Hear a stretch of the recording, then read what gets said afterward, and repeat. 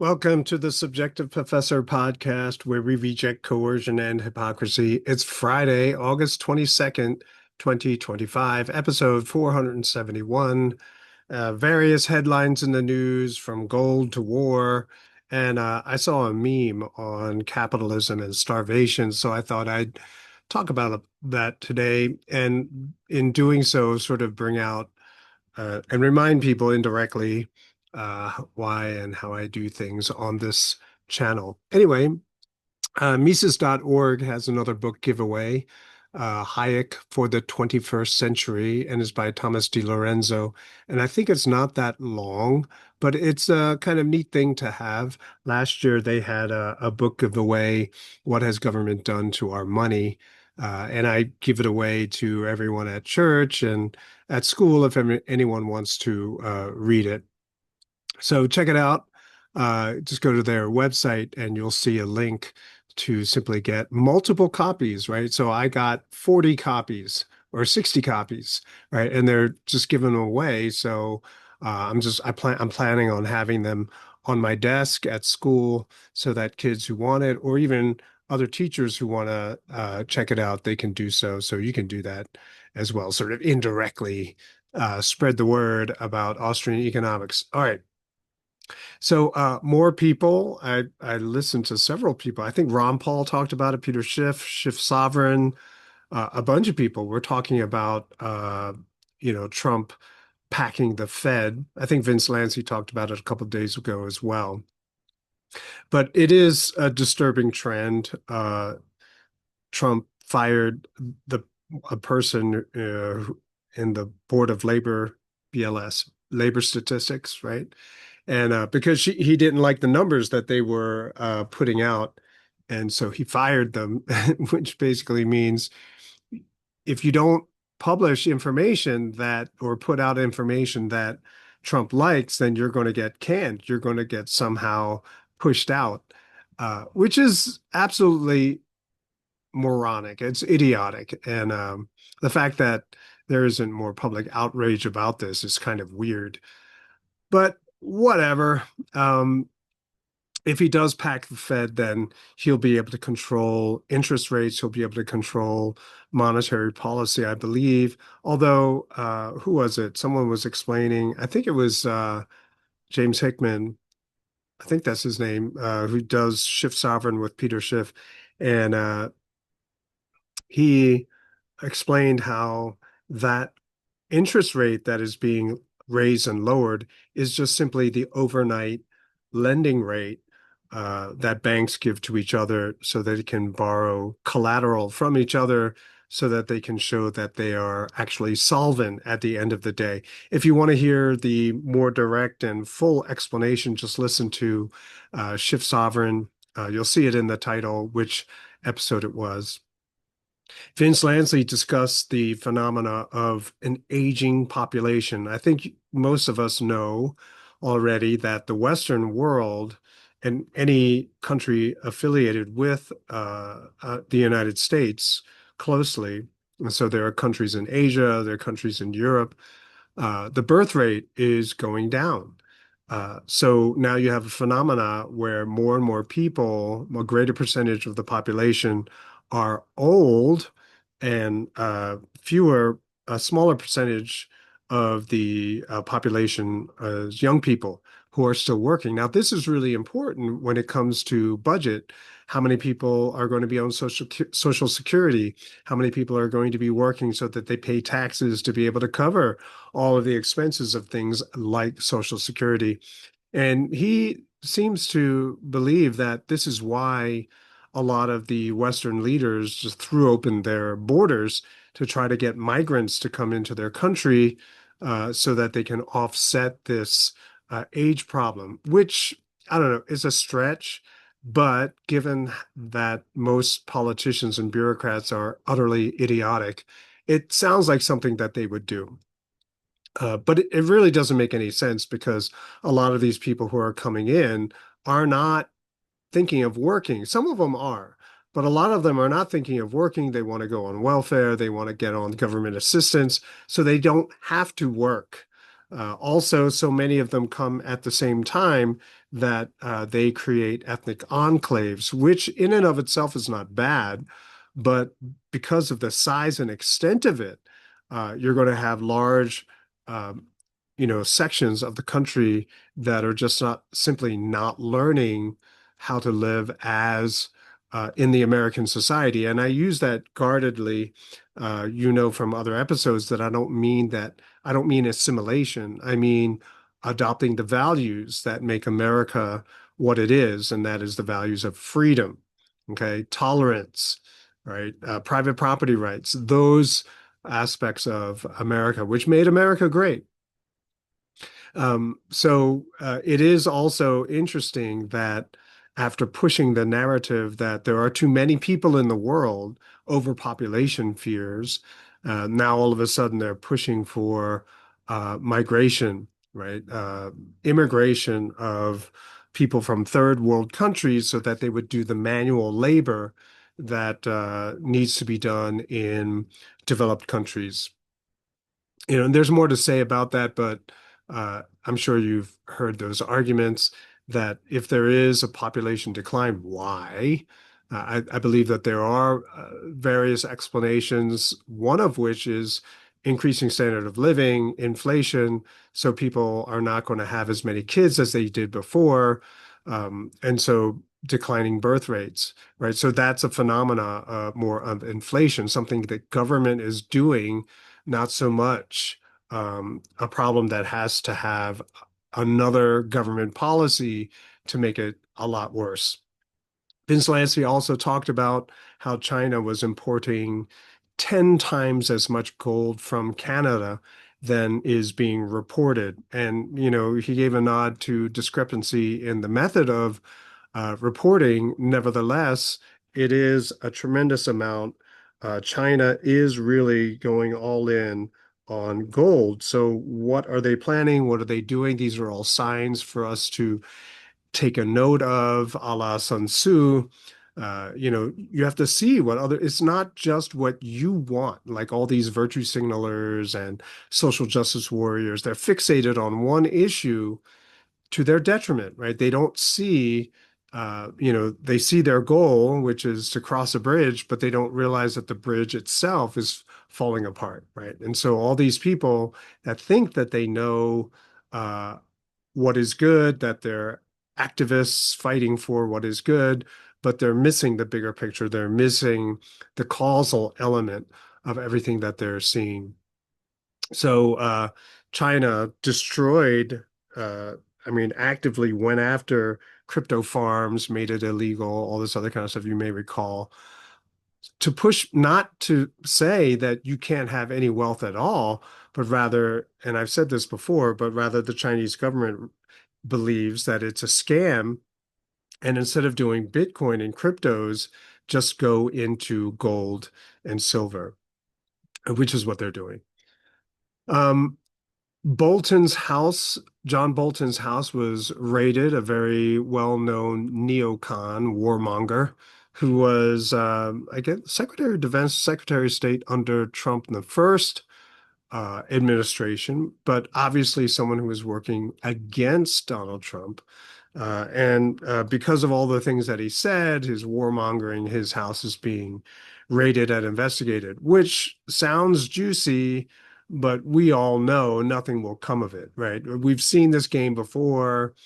They let a pedophile walk the other day, right? An Israeli person, I don't know what his job was. I think he was like he worked for a cybersecurity aspect of some Israel delegation, I think, and he got caught trying to solicit or try to get busy with someone who's 15 years old. He was arrested, but then he fled back to Israel.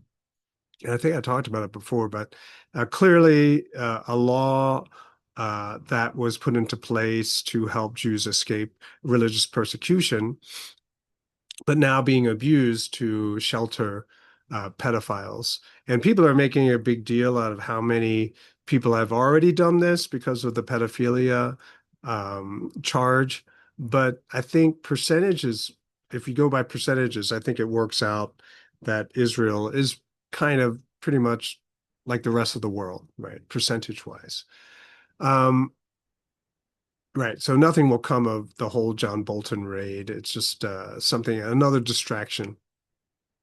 Ron Paul, in his episode today, reported that 83% of the people killed in Gaza were civilians. 83%.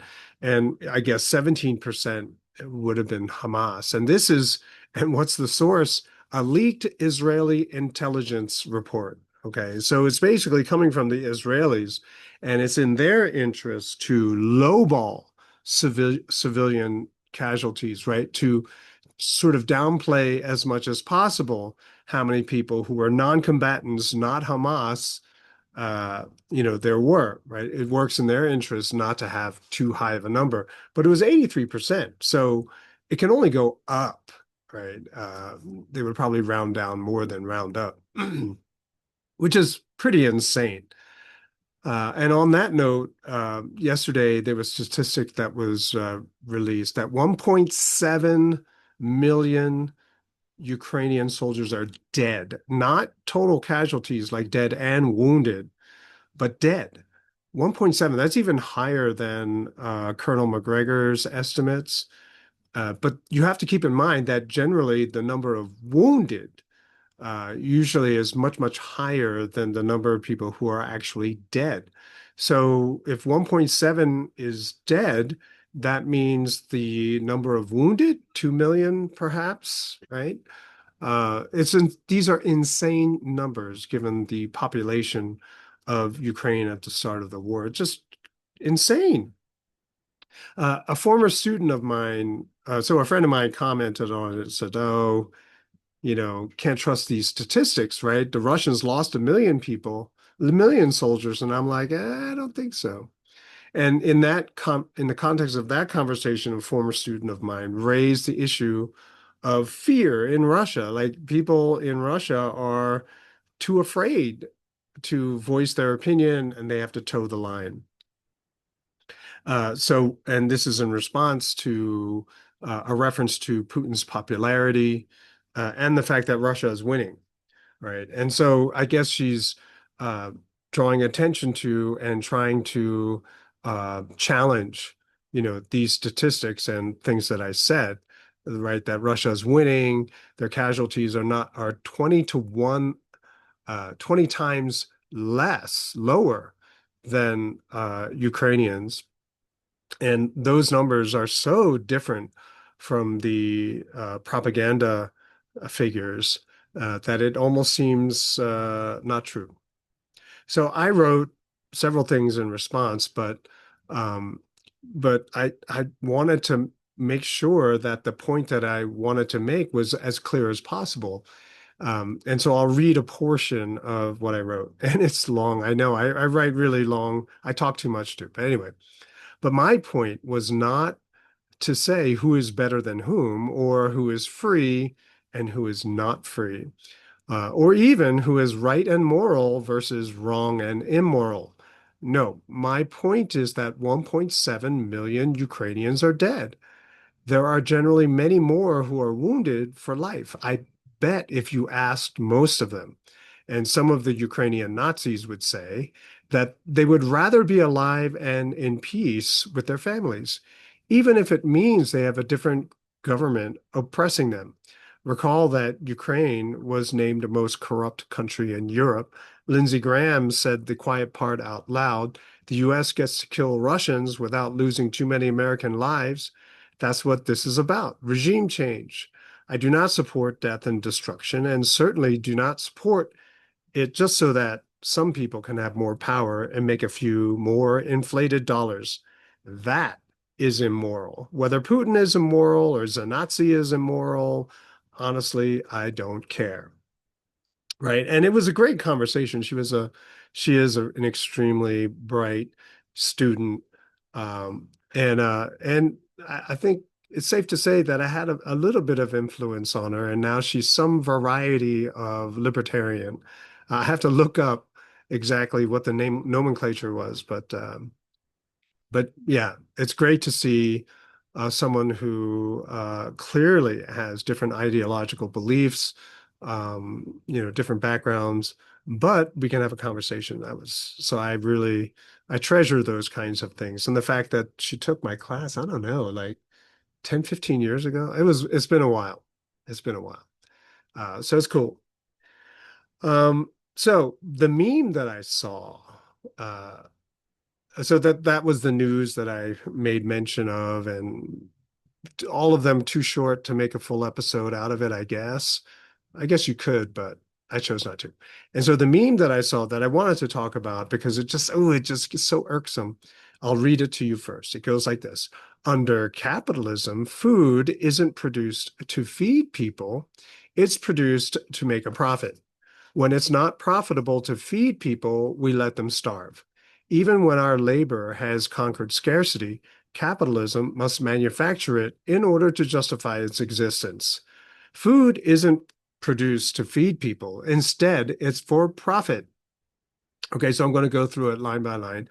The first line is food isn't produced to feed people. Instead, it's for profit. What? Food is not produced to feed people? What are you talking about?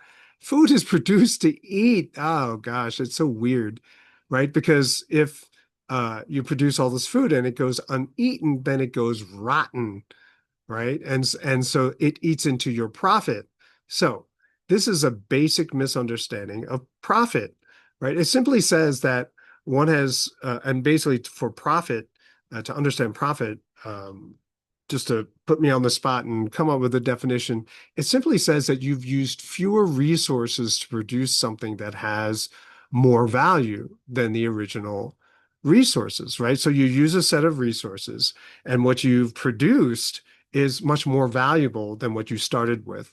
So wood into furniture, wood in and of itself, big planks of lumber, or even wood in the form of a tree, right, is nice, but you don't have any furniture. And so by putting work into the resources, the cutting down, cutting into planks and boards, and then making the furniture, now you have something that you can sell. You can't sell a tree trunk, who would buy that? But you can sell the wood, which comes in the form of furniture. And so one who does it well, right, wastes less while working faster, which means the prices are lower. So profit is a sign of cutting waste. That is, the person you want to be doing this job is the person who makes the most amount of profit. Okay, creating the most amount of value. That's the sign. I'm producing a tremendous amount of value. I'm creating, or I have lots of profit. And so I'm really efficient, I'm fast, and the price is low. Otherwise, how would you know what to produce and how? Right? The profit is the signal for us to know what to produce, how to produce it, and how much to produce. Uh, right? There are many ways to produce food, right? Because depending on the food that you're making, you're going to use a different method. So which is the better way? And you figure this out through profit. So without profit, or even trying to figure out a cost benefit analysis, fewer people would make food, right? So communists are always like, you make the food, or else we'll kill you or imprison you, right? So it's basically saying that food isn't produced to feed people; it's for profit. Well, who would make food if there was no profit? You see, but communists always get that wrong. So, and then the next line: when it's not profitable to feed people, let them starve. Capitalism lets them starve. When is producing food not profitable, at least to the person who's going to eat that food, right? Again, uh, when they talk about profit, when it's not profitable, well, what are you even talking about, right? We're talking about value, okay? We're not talking, this whole idea of money, right? You can't eat money. So, generally speaking, current money, right? It's just, right, metal or oil, right? So you can't eat money. So if it's not profitable, you're going to stop making food for yourself. Yeah, it doesn't make any sense at all. In fact, because people were starving, right? That's why people started making food. And uh, people starve if you ignore profit because you're not producing enough. You're not doing it efficiently and quick enough, and you're not doing it at a low price. And so, therefore, more and more people are going to starve. So, people these days have replaced calculation with virtue signaling, right? And again, it's because of food insecurity and the hope of prosperity that people are going to make food, right? You want to have food for yourself. You don't want to ever have to worry about food. And so you're going to produce food.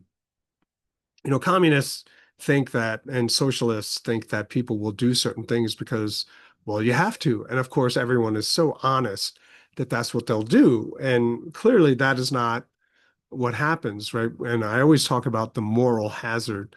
You incentivize bad behavior and you're going to get bad behavior. You're not going to get that virtuous, righteous society that all these socialists think that they're going to have, right?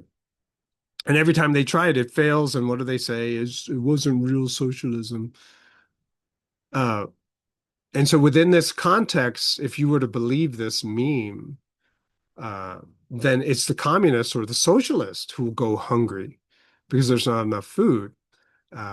And people are not improving production and distribution while the population is increasing. And we see this happen over and over again. It's, um, poor countries, they just simply don't have enough food.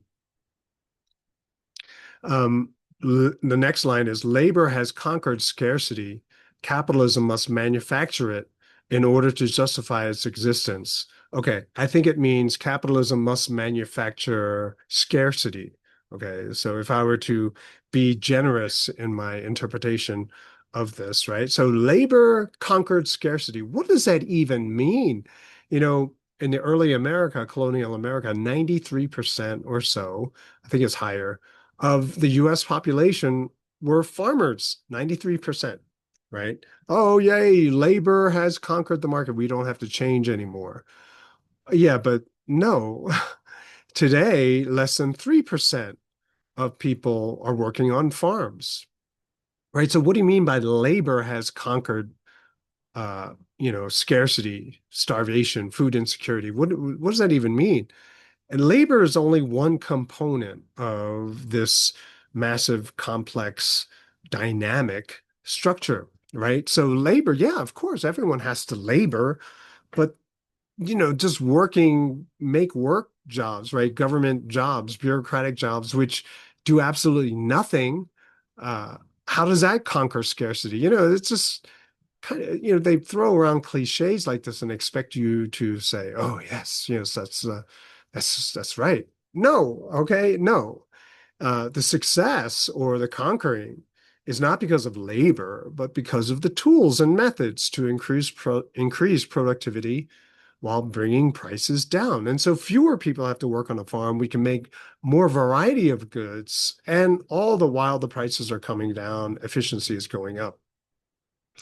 I think this person means that capitalism creates scarcity. No, that is not true, right? No one is going to continue farming in such a way that you're going to starve every year. No, that's not how it works. So scarcity is protected by the government, right? So think about De Beers Diamond Company, right? So they make diamonds in Africa, over there in Africa. And in order to get the prices really high, they don't release all of the diamonds that they dig out of the ground. Like there's a movie, Blood Diamond, where you see this huge vault and it's full of diamonds, right? Precious diamonds, really nice diamonds, but they lock them up because if they flood the market, the price of diamonds would go down and they would not have as much money. And so that's why this term blood diamond came about.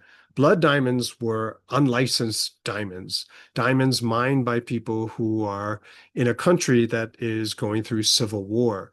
So we keep them off the market, thereby artificially creating even more scarcity, right? And so I would say propaganda exists to justify the need for government to create scarcity, right? So that's how I would say that.